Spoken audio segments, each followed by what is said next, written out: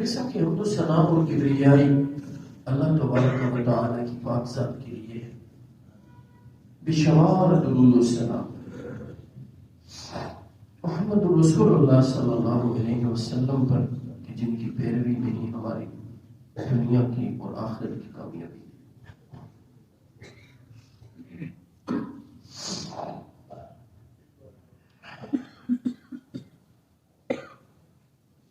آج ہمارے مسجد کے اولین نمازیوں میں سے نمازی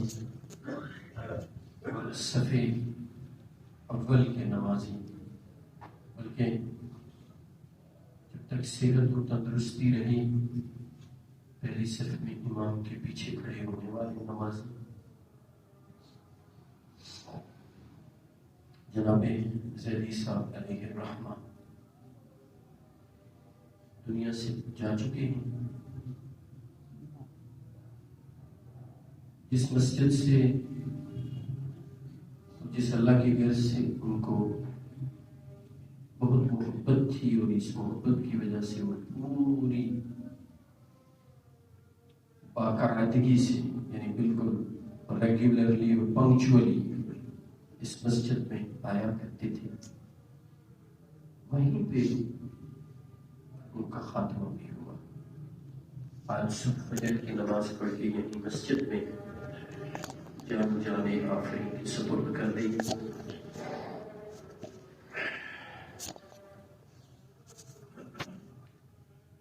اللہ کے گھر میں ہی ملک الموت سے ملاقات ہوئی۔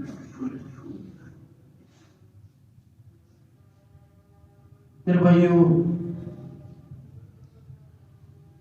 ایک ہی گزارش کروں گا، لمبی چوڑی گفتگو کرنے کا یارہ اور حوصلہ نہیں ہے۔ ہمیشہ اس بات پر زور دیا گیا ہے خطبات میں بھی اور دروس میں بھی، جو میرے ریگولر نمازی ہیں اور خطبہ جمعہ سننے والے ہیں اور مغرب کے دروس میں یہاں تشریف لانے والے ہیں، ان کو علم ہے کہ میں اس بات پر بہت زور دیا کرتا ہوں کہ اصل اعتبار حسن خاتمہ کیا کیا جائے گا، یعنی جس کا خاتمہ اچھا ہوا ہے، جس کا اختتام اور اینڈ اچھا ہوتا ہے، وہی اللہ کے ہاں کامیاب ہوتا ہے۔ اور یہ بات میں اپنی طرف سے نہیں کہہ رہا، محمد رسول اللہ صلی اللہ علیہ وسلم کی مستند اور موسٹ اتھینٹک بات، بخاری اور مسلم کی حدیث، سہل بن سعد رضی اللہ تعالی عنہ اس کو بیان کرتے ہیں، اور اس حدیث کو سنانے سے پہلے ایک بات عرض کرتا چلوں کہ یہ حدیث یا اس مفہوم کی اور احادیث بھی بخاری مسلم اور حدیث کی دوسری کتابوں میں ہیں۔ ان احادیث کے الفاظ تو مختلف ہیں، لیکن سب کو ملایا جائے تو مفہوم ایک ہی نکلتا ہے۔ اس کے بارے میں ایک بڑے محدث حضرت امام ابو حنیفہ رحمۃ اللہ علیہ کے ہم عصر محدث سفیان ثوری رحمۃ اللہ علیہ یہ بات کہتے ہیں کہ میں نے اپنے سلف صالحین کو اس حدیث کو پڑھ کر اور سن کر ان کی آنکھوں کو روتے دیکھا ہے۔ یہ حدیث بہت توجہ کیجیے، شاید کہ یہ بات میری اور آپ کی سمجھ میں آ جائے۔ محدث سفیان ثوری کس دور میں گزرے ہیں؟ یہ یوں سمجھ لیجئے کہ نبی علیہ السلام کی دنیا سے جانے کے 100 سال بعد کہیں پیدا ہو گئے ہوں گے، 100 سال یا اس سے اوپر پیچھے، مجھے ان کی پیدائش کی تاریخ تو یاد نہیں ہے، لیکن چونکہ حضرت امام ابو حنیفہ رحمۃ اللہ علیہ کے ہم عصر ہیں اور امام ابو حنیفہ رحمۃ اللہ علیہ 80 ہجری میں پیدا ہوئے، تو یہ 100 سال کے بعد یوں کہہ لیجئے 150 سال کے بعد یا 200 سال کے بعد کہیں فوت ہو گئے ہوں گے. یہ قرون اولا کا دور ہے، یعنی بہترین زمانوں میں سے ایک زمانہ وہ وقت تھا کہ جس وقت لوگوں کی اکثریت اللہ سے ڈرنے والی، اچھے کردار والی اور رب العالمین کو راضی کرنے والی تھی. اور آج بالکل اس کے برعکس ہے کہ لوگوں کی اکثریت نافرمان، گناہوں کا ارتکاب کرنے والی، اپنی آخرت سے غافل اور دنیا کی دوڑ میں لگی ہے. تو اس زمانے کے لوگ جو نیک ترین لوگ تھے، اللہ سے ڈرنے والے، اہل تقوی میں سے، وہ اگر کسی حدیث کو سن کر روتے ہوں گے تو آپ اندازہ لگا لیجیے کہ وہ حدیث کتنی اہم ہوگی. اس حدیث میں جو بات بیان ہوئی ہوگی وہ بات کتنی اہم ہوگی. اور رونے والوں میں بھی اس وقت کے اہل علم اور اہل تقوی، چونکہ سفیان ثوری رحمۃ اللہ علیہ بڑے عالم اور محدث، تو یقینی بات ہے ان کا حلقہ اور ان کے دوست احباب بھی علماء کرام ہی ہوں گے نا. جو جس شعبے سے تعلق رکھتا ہوتا ہے اس کی دوستیاں، گپ شپ، اٹھنا بیٹھنا اس شعبے کے لوگوں سے ہوتا ہے. تو کہتے ہیں کہ میں نے اپنے سلف صالحین کی آنکھوں کو جس حدیث کو سن کر اور پڑھ کر روتے دیکھا ہے، سب سے زیادہ روتے دیکھا ہے، وہ یہ حدیث. وہ حدیث کیا ہے؟ وہ حدیث یہ ہے کہ نبی علیہ السلام نے فرمایا ان العبد ليعمل عمل اهل النار وانه من اهل الجنه ويعمل عمل اهل الجنه وانه من اهل النار وانما الاعمال بالخواتيم او كما قال صلى الله عليه وسلم. رسول اللہ صلی اللہ علیہ وسلم نے فرمایا کہ بے شک ایک شخص ہے کہ جو جہنمیوں والے اعمال کرتا ہے لیکن وہ جنت میں جائے گا، اور ایک دوسرا شخص ہے جو جنتیوں والے اعمال کرتا ہے لیکن جہنم میں جائے گا. وَإِنَّمَا الْأَعْمَالُ بِالْخَوَاتِيمِ، اور آدمی کے اچھے انجام جنت میں جانے کا انحصار اس بات پر ہے کہ اس کا خاتمہ کس حال میں ہوا ہے، اس کی زندگی کے آخری ایام یعنی موت سے قبل کا وقت کس سرگرمی میں، کس ایکٹیویٹی میں، کس سوچ و فکر میں اور کس طریقے پر چلتے ہوئے اس کا خاتمہ ہوا ہے، اس پر اعتبار کیا جائے گا. اس سے اس کی جنت یا جہنم کا فیصلہ ہوگا. اب اس حدیث کو میں تھوڑا سا کچھ سمجھاتا ہوں ذرا سادہ طریقے سے. اللہ کے ہاں یہ ایک قانون ہے جو ایک مستقل قانون ہے کہ نیک اعمال کرنے والا، نیکیاں کرنے والا، جنت کے راستے پر چلنے والا، چونکہ جنت کا راہی ہے لہذا جنت میں جائے گا، اور برے اعمال کرنے والا، گناہ کرنے والا، اللہ کا نافرمان، نیک اعمال سے بھاگنے والا جہنم کے راستے پر ہے اور الٹیمیٹلی اور آٹومیٹکلی جہنم میں جائے گا. لیکن یہاں قانون بالکل اس کے برعکس ہے. یہاں کیا بات بیان ہوئی ہے کہ نیک اعمال کرنے والا جہنم میں اور برے اعمال کرنے والا جنت میں. یہ کیوں ہے، کیسے ہے، اس کو سمجھیے. جو شخص جہنمیوں والے اعمال کرتا ہے وہ کیسے جنت میں جائے گا، اور جو جنتیوں والے اعمال کرتا ہے وہ کیوں جہنم میں جائے گا؟ میرے بھائیوں، جو شخص اپنی زندگی میں نیک اعمال کرتا رہتا ہے یہ اس کی ابتدائی زندگی ہے. آگے چل کے نیک اعمال چھوڑ دیے، نیکی کا راستہ چھوڑ دیا۔ اس کی ایک خطرناک مثال میں آپ کو دیتا ہوں رمضان المبارک کی۔ آپ سب لوگ یہاں آئے ہوئے ہیں نا کچھ سیکھنے سننے کے لیے، تو میں بھی سیکھوں آپ بھی سیکھیں۔ اب دیکھیں نا رمضان آتا ہے، پہلے 5-7 دنوں میں مسجدیں بھر جاتی ہیں، نماز پڑھنے کے لیے آنے لگے ہیں، تراویح پڑھنے لگے ہیں۔ ایک ہفتے کے بعد تعداد 50% کم ہو جاتی ہے، یا ایک ہفتے کے بعد نماز کی فرضیت ساقط ہو گئی ہے۔ ایک ہفتے کے لیے نماز فرض تھی، وہ بھی رمضان میں۔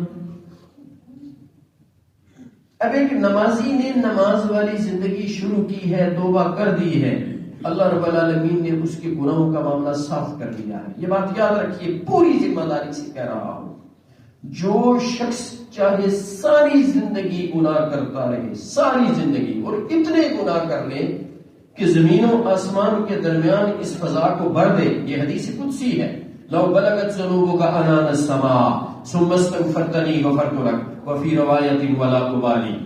رسول اللہ صلی اللہ علیہ وسلم نے فرمایا، میرا اللہ فرماتا ہے، انک ما دعوتنی ورجوتنی غفرت لک علی ما کان منک ولا ابالی۔ یا ابن آدم لو بلغت ذنوبک عنان السماء ثم استغفرتنی غفرت لک وفی روایت ولا ابالی۔ اے آدم کے بیٹے، اگر تیرے گناہ آسمان کی بلندیوں کو چھونے لگیں اور تو میرے حضور حاضر ہو جائے اور سچی توبہ کر لے، سچی توبہ کر لے، استغفار کر لے، مجھ سے بخشش مانگ لے، اپنے دل کو صاف کر لے، گناہوں کے راستے سے ہٹنے کا عزم صمیم کر لے، تو میں تیرے سارے گناہوں کو معاف کر دوں گا۔ 4 شرطیں ہیں توبہ کی، سچی توبہ کی، جسے توبۃ نصوحہ کہتے ہیں۔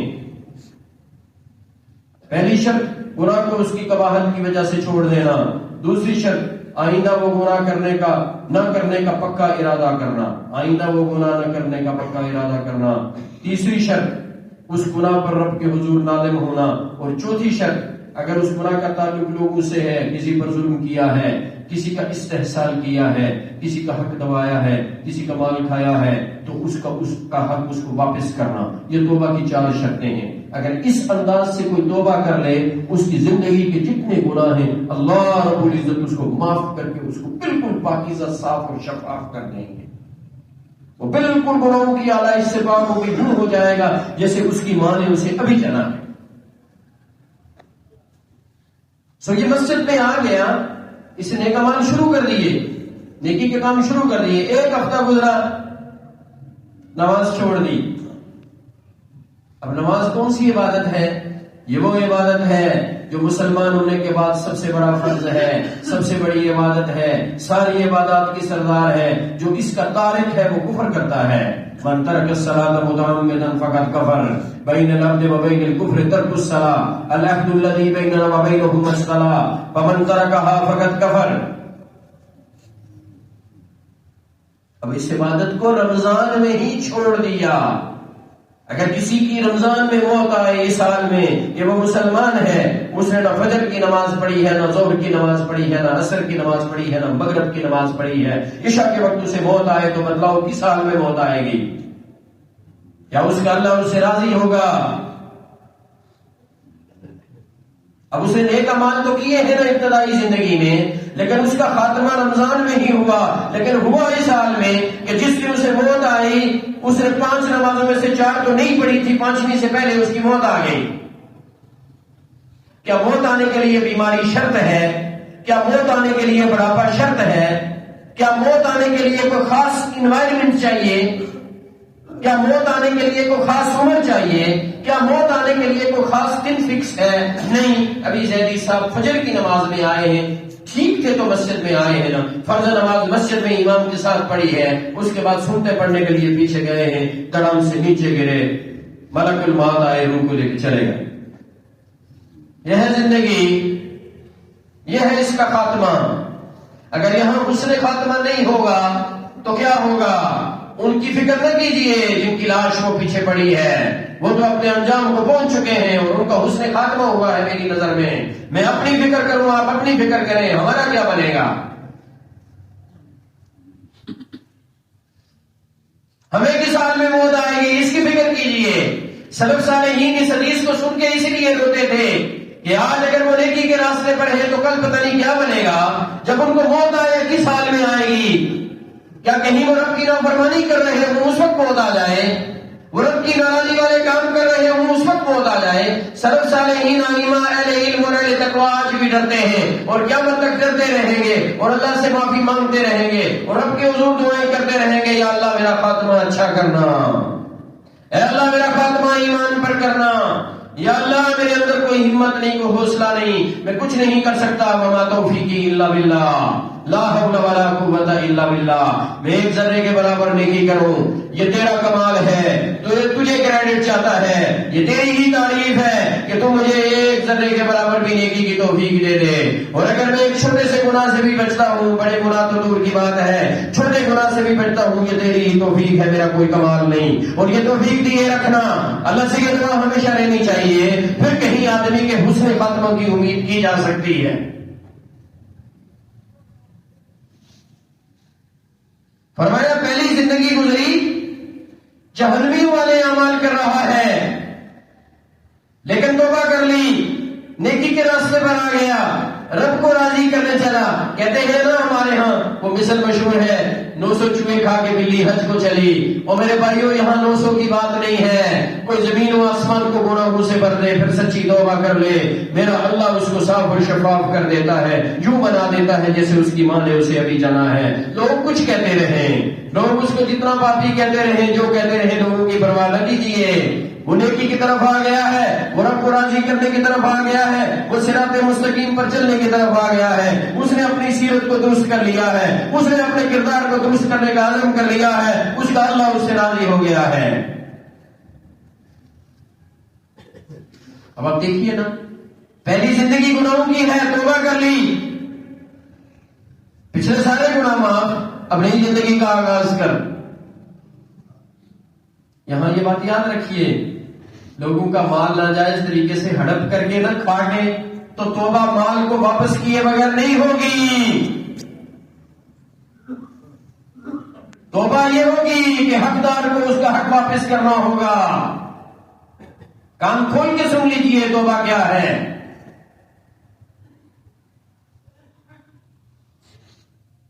اس طرح توبہ کر لی پچھلی زندگی، بلکہ اگر اللہ خوش ہو جائیں، آپ نیکی کے راستے پر آ جائیں، آپ کو اللہ کو آپ کی کوئی ادا پسند آ جائے، تو پھر اللہ کسی سے مشورہ نہیں کرتے. فَأُولَٰئِكَ يُبَدِّلُ اللَّهُ سَيِّئَاتِهِمْ حَسَنَاتٍ، اللہ آپ کی ساری زندگی کے گناہوں کو نیکیوں میں بھی بدل دیں گے. اللہ کے لیے بعید نہیں ہے. فَأُولَٰئِكَ يُبَدِّلُ اللَّهُ سَيِّئَاتِهِمْ حَسَنَاتٍ، یہ قرآن مجید پڑھ رہا ہوں آپ کے سامنے، موسٹ اتھینٹک بات قرآن مجید کی آیت. پھر اللہ چاہے تو آپ کے سارے گناہوں کو نیکیوں میں بدل دے، یہ اللہ کے لیے کوئی مشکل نہیں ہے. پہلی زندگی اس انداز سے گزری، دوسری زندگی مرنے سے قبل اس انداز سے گزری کہ رب کا فرما بردار تھا، توبہ کر لی تھی.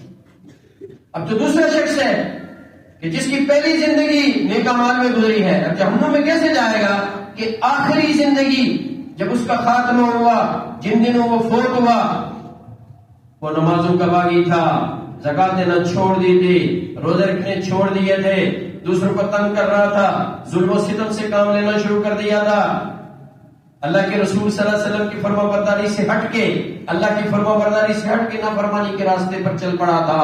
اس راستے پر چلتے چلتے اسے موت آئی، لہذا اس کا انجام برا ہے. یہی حدیث کے آخری الفاظ ہیں، وَإِنَّمَا الْأَعْمَالُ بِالْخَوَاتِيمِ، کہ آدمی کے اچھے انجام کا، آدمی کے عاقبت کا اور آدمی کی کامیابی کا دار و مدار اس بات پر ہے کہ اسے جن دنوں موت آئی ہے ان دنوں وہ کس راستے پر تھا، اس کی آخری زندگی کس ڈگر پر گزری تھی. اسے ہی کہتے ہیں استقامت. یہ جو ہم دعا کرتے ہیں نا، دین پر اللہ استقامت عطا فرما، ثابت قدمی عطا فرما، میں دین پر جمع رہوں حتیٰ کہ موت آئے، مجھے سیدھے راستے پر چلتے چلتے موت آئے، اسے استقامت کہتے ہیں. اور یہ جو استقامت ہے، اب اس پر جو قرآن مجید کی آیت ہے کہ ہوتا کیا ہے، جلدی سے بات بتلاتا ہوں، میرا وقت ہو گیا ہے. کیا نقشہ کھینچا ہے قرآن نے. ان الذین قالوا ربنا اللہ ثم استقاموا تتنزل علیہم الملائکہ. جب موت کا وقت آتا ہے تو پھر فرشتوں کی دو جماعتیں آتی ہیں. ایک جماعت ہے جو اسپیشل پروٹوکول کی جماعت ہے، جیسے دنیا میں بڑے بڑے لوگوں کا پروٹوکول ہوتا ہے، پروٹوکول اسکارٹ جسے آپ کہتے ہیں نا، پروٹوکول اسکارٹ. وہ جو محافظ ایک گاڑی پیچھے ایک آگے، وہ پروٹوکول اسکارٹ کے فرشتے آتے ہیں. ایک جماعت ان کی ہوتی ہے اور ایک جماعت ملک الموت کی ہوتی ہے. ملک الموت کے ساتھ بھی فرشتے آتے ہیں. وہ جب آگے بیٹھتے ہیں تو جو پروٹوکول والی جماعت ہوتی ہے وہ اس نیک شخص کو، اس متقی کو یہ خوشخبری سناتی ہے، اللہ تخافوا ولا تحزنوا، اے جانے والے جدھر جا رہا ہے اس بات سے پریشان نہ ہونا کہ تو قبر میں تنہا ہوگا، اس بات سے پریشان نہ ہونا کہ سب یہی ہیں تو اکیلا جا رہا ہے. نہیں، تیرے لیے وہاں بڑے انعامات ہیں. آگے کی پریشانی نہ کرنا، حشر کے دن کی پریشانی نہ کرنا، اب کوئی پریشانی نہ کرنا. تیری زندگی میں پریشانیاں تھیں، اب تو پریشانیوں سے تیری جان چھوٹی ہے، اب آگے راحت کی زندگی ہے. اور پھر اس بات پر بھی پریشان نہ ہونا، دوسری خوشخبری، اس بات پر بھی پریشان نہ ہونا کہ جن کو چھوڑ کے آیا ہے ان کا کیا بنے گا، جس کاروبار کو چھوڑ کے آیا ہے اس کا کیا بنے گا. تیرا حلال کا کاروبار تھا، اس سے تو رب کے نام پر دیا کرتا تھا، تو نے اپنی اولاد کی اچھی تربیت کی، تو نے بڑے اچھے بوٹے لگائے، تو نے بڑے اچھے درخت لگائے. آج اللہ تجھے یہ انعام دے رہا ہے کہ تو دنیا سے خوش و خرم جا، پچھلوں کی پرواہ نہ کرنا. تیری اولاد کا کیا بنے گا، تیرے کاروبار کا کیا بنے گا. اللہ تیری نیکیوں کی وجہ سے تجھ سے راضی ہو کر، تجھ سے خوش ہو کر تجھے یہ خوشخبری فرشتوں کے تھرو سناتے ہیں. اور بالکل اتھینٹک بات ہے کہ فرشتے آ کے یہ خوشخبری دیتے ہیں اللہ کی طرف سے کہ جانے والے نہ آگے کی طرف پریشانی کر، نہ پیچھے کی طرف پریشانی کر. تیرے پچھلے معاملات بھی درست ہو جائیں گے، تیری اگلی زندگی بھی تابناک ہو جائے گی. اب یہی بس نہیں ہے، وَأَبْشِرُوا بِالْجَنَّةِ الَّتِي كُنْتُمْ تُوعَدُونَ. پھر فرشتے، موت کے فرشتہ بھی آیا ہوا ہے، وہ دوسرے فرشتے جو ہے نا ان کی جماعت یہ خوشخبری دے رہی ہے. وَأَبْشِرُوا بِالْجَنَّةِ الَّتِي كُنْتُمْ تُوعَدُونَ. تم سے جنت کی بشارت کا جو وعدہ کیا گیا تھا کہ تجھے جنت ملے گی، آج تجھے ہم بشارت دینے آئے ہیں کہ بس تیری جان نکلی، تیری جان نکلی اور تیرے لیے جناب جنت تیار. تو قبر میں رکھا جائے گا، سوال و جواب ہوں گے، بس اس کے بعد جنت کا دروازہ اور کھڑکی کھل جائے گی. پھر تو دلہن کی نیند سو جائے گا اور قیامت تک سویا رہے گا جب تک قیامت قائم نہیں ہوتی. پھر حشر والے دن بھی تیرے لیے آسانیاں، اور پھر تجھے جنت میں پہنچا دیا جائے گا کہ جس سے کبھی کوئی نکالا نہیں جائے گا. پھر اگلی بات کیا کہتے ہیں، نحن اولیاؤکم فی الحیات الدنیا وفی الآخرہ. اے جانے والے، ہم دنیا میں بھی تیرے دوست تھے، یہ فرشتے کہیں گے، ہم دنیا میں بھی تیرے دوست تھے اور اگلی زندگی میں بھی تمہارے دوست ہوں گے. تو تنہا نہیں ہے، تو اکیلا نہیں ہے، ہماری تیرے ساتھ پکی دوستی ہے. نحن اولیاؤکم فی الحیات الدنیا وفی الآخرہ ولکم فیہا ما تشتہی انفسکم ولکم فیہا ما تدعون نزلا من غفور الرحیم. تیرے رب کی طرف سے تیرے لیے یہ مہمانی ہے کہ اب کی زندگی میں جس میں تو قدم رکھنے لگا ہے، تیری چاہت چلے گی، تیری مرضی چلے گی، تیری خواہشات پوری ہوں گی، تیری تمنائیں پوری ہوں گی. دنیا میں تیری تمنائیں پوری نہیں ہوئی تھیں، تیری چاہتیں پوری نہیں ہوئی تھیں، تیری خواہشات پوری نہیں ہوئی تھیں. آج تجھے خوشخبری ہے کہ رب نے تیرے لیے وہ مہمانی کی ہے کہ جو تو چاہے گا تجھے ملے گا. کاش کہ میرے پاس وقت ہوتا، میں اس آیت کا پس منظر، پیش منظر اور اس کے تمام پہلو کھول کے آپ کے سامنے بیان کرتا. یقین جانیے بڑی خوبصورت بات. سو یہ خوشخبری کس کو سنائی جائے گی؟ یہ اسی کو سنائی جائے گی جو دین پر اپنے آپ کو قائم رکھے گا اور اسی سیدھے راستے پر چلتے ہوئے اسے موت آئے گی اور اس کا حسن خاتمہ ہوگا، وہی کامیاب ہوگا. اقول قولی ھذا واستغفر اللہ لی ولکم ولسائر المسلمین. سبحان ربک رب العزۃ عما یصفون والسلام علی المرسلین والحمد للہ رب العالمین.